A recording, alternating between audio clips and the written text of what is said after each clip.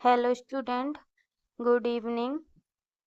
आज की क्लास में हम चैप्टर पढ़ने वाले हैं materials, metal and non metals. यानी कि मटेरियल्स यानी होता है पदार्थ, मेटल यानी धातु और नॉन मेटल्स यानी होता है अधातु। पदार्थ जैसे कि हमारी चारों ओर जो वस्तुएं पाई जाती हैं वह पदार्थ कहलाती हैं। जैसे कि धातुओं में पदार्थ होते हैं स्टील, लोहा, तांबा, etc। एंड नॉन मेटल्स जैसे कि प्लास्टिक, लकड़ी, etc। ओके स्टूडेंट, तो आज हमको चैप्टर पढ़ना है अपना materials, metals and non metals. तो हम स्टार्ट करते हैं reading. You are familiar with a number of materials like iron, aluminium, copper, etc. Some materials have been given in table 4.1. Object material, appearance, hardness, object of material।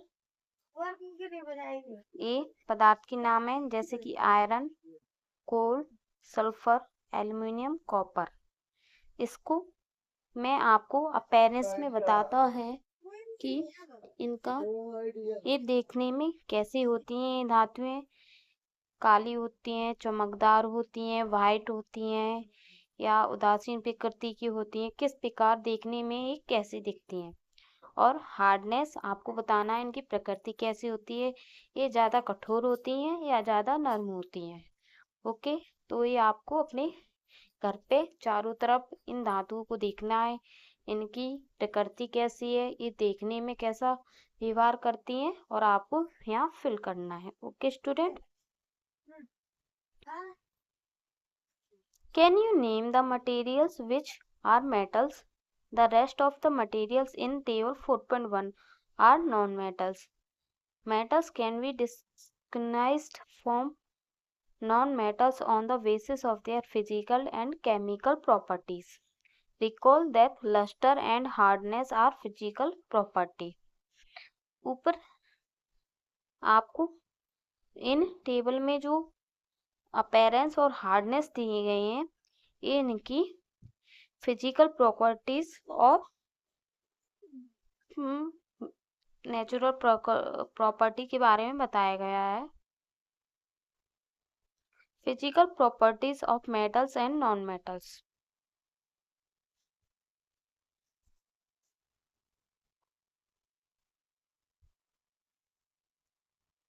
Have you ever seen a blacksmith beating an iron piece of an article made of iron like a spade, a shovel, an axe? आपने जो लोहे का एक पीटने वाला होता है जिसे हम स्पैट कहते हैं, आपने उसको लोहे को पीटते हुए कभी देखा है?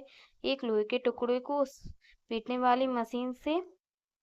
Do you find a change in the shape of these articles on beating? Would you accept a similar change if we try to beat a wood log? Let us find out. Activity: take a small iron nail, a coal piece, a piece of thick aluminium wire and a pencil lead. Beat the iron nail with a hammer. Figure 4.1 में दिया गया है। But take care that you don't hurt yourself in the process. आपको एक activity करनी है घर पे। आपको एक आयरन का कील ले लिया, यानी लोहे की कील, और एक कोयले का टुकड़ा लेना है और एक पतला सा एल्युमिनियम का तार लेना है और एक पेंसिल की कील वो पेंसिल की नोक रहती है जो निकल जाती है, वह लेनी है। Beat the iron nail with a hammer. आपको लोहे की कील को आयरन के यानी कि लोहे के हथौड़े से पीटना है। But take care of that, आपको अपना ध्यान रखना है कि आप अपने आप को चोटिल ना कर लें। ट्राई टू हिट हार्ड, और उसे जोर जोर से मारना है। जैसे ये चित्र में शो हो रहा है, the aluminium wire also Then the repeat same kind of treatment on the coal piece and pencil lead record your observation. यही प्रक्रम यही प्रोसेस आपको सभी जैसे कि लीड और एल्युमिनियम के तार आदि के साथ दोहराना है।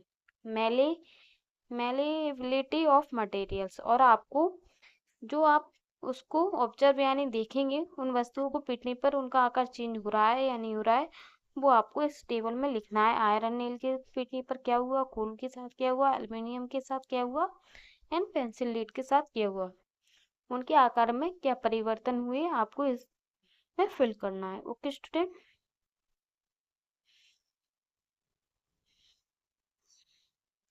you show that the shape of iron nail and the aluminum wire changed on wheating.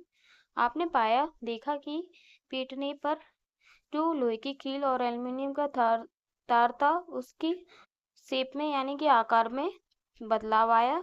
If they were beaten harder this could be change into sheet, by sheets में चेंज हो गया। You might be familiar with the silver foil used for decorating sweets, you must also be familiar with the aluminium foil used for wrapping food. आप silver foil यानी silver का वर्क रहता है जिसे हम स्वीट्स पर कवर करने के लिए करते हैं, और आप एल्युमिनियम फॉयल को भी जानते होंगे जिसको हम खाने को पैक करने में यूज करते हैं। The property of metals by which they can be beaten into thin sheets is called malleability. जिन चीज़ों को हम पतले यानी आकार में ढाल सकते हैं उसे हम मेलेबिलिटी कहते हैं।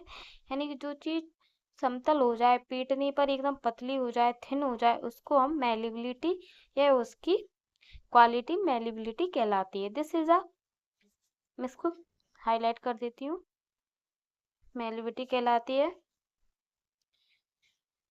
And also have noticed materials like coal and pencil lead do not show this property can we call this metals।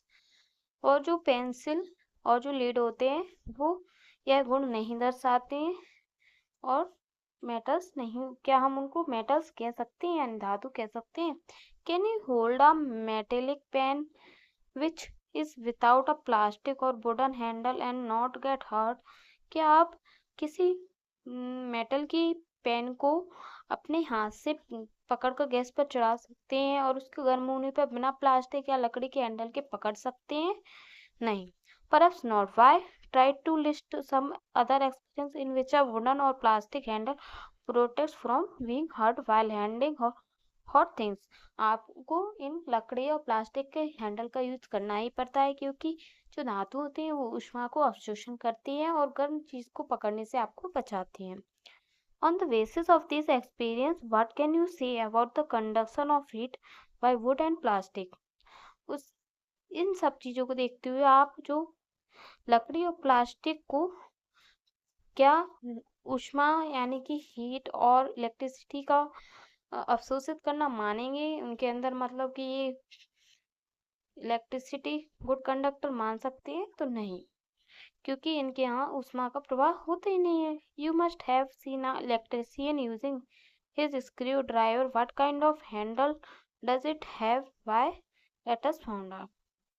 आपने इलेक्ट्रिशियन को देखा होगा, स्क्रू ड्राइवर यानी कि जो नट वगैरह रहते हैं, पैच, उनको कसने के लिए एक तरह के वो हैंडल का इस्तेमाल करते हैं। आपने सोचा है वह क्यों करते हैं? चलिए देखते हैं। Recall how to make an electric circuit to test whether electricity can pass through an object or not. You might have performed the activity with various objects in class 6. Now repeat the activity with the materials mentioned in table 4.3. Observe and group these materials into good conductor and poor conductor। आपको इस table में बताना है कि जो iron, sulphur, कोलपीस, इनमें से कौन इलेक्ट्रिसिटी का अच्छा सुचालक है। जैसे कि आयरन गुड कंडक्टर, सल्फर कैसा रहता है, कोल में इलेक्ट्रिसिटी प्रवाह होगी कि नहीं, कॉपर के बारे में कैसी इलेक्ट्रिसिटी, कॉपर के बारे में सबसे ज़्यादा इलेक्ट्रिसिटी प्रवाह होती है। Good conductor, very good conductor of electricity. You observe that iron rod, nail and copper wire are good conductor while roll sulphur piece and coal piece are poor conductor. जब आप देखते हैं कि जो आयरन और तांबा तो अच्छे से धारा को प्रवाह करने देता है, पर जो सल्फर एंड कोल पीस होता है इसमें धारा प्रवाह नहीं होती है। ओ ये देखो बूझो फिर आ गया। Oh the meaning of recalling our experience and then of this activity was to show that metals are good conductors of heat and electricity. We learned this in class 6. आप क्लास 6 में पढ़ चुके हैं कि जो मेटल्स होते हैं वो गुड कंडक्टर और हीट के अच्छे सुचालक होते हैं। ओके स्टूडेंट, तो ये रही आज की क्लास। आज हमने पढ़ा मेटल्स के बारे में, नॉन मेटल्स के बारे में, इनकी फिजिकल प्रॉपर्टीज भी पढ़ी, इनकी रंग कैसा होता है ये पढ़ा है, गुड कंडक्टर्स होते हैं हीट के ये भी पढ़ा है। तो थैंक यू, आज की क्लास के लिए इतना अच्छा है। अगर आपको वीडियो अच्छा लगता है तो चैनल को सब्सक्राइब जरूर करें, वीडियो को लाइक भी करें और अधिक से अधिक इसको शेयर करें। और अगर कोई प्रॉब्लम हो तो आप कमेंट में अपने डाउट क्लियर कर सकते हैं। Thank you for watching class. Thank you student.